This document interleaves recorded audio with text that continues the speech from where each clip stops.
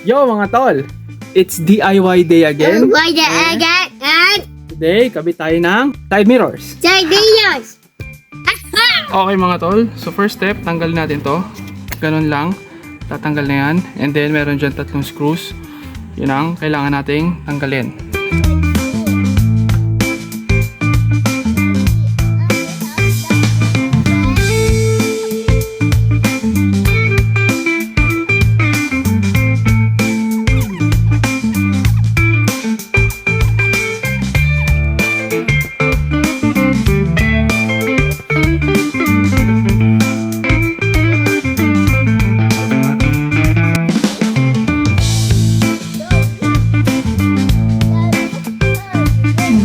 Yung kakabit natin mga tol, OEM, yan, kanyo, manual.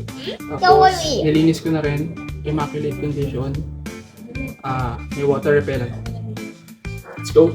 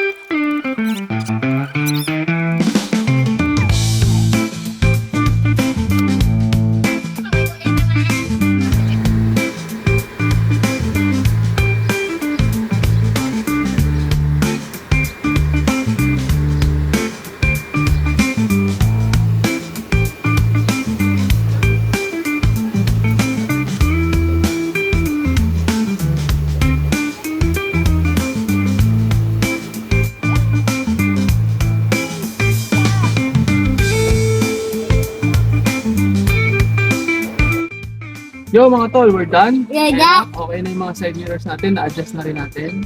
Thank you for watching and Peace. Days that. okay, so ganyan na itsura niya. Look how it fits. Siyempre, OEM fit. And then better viewing angle.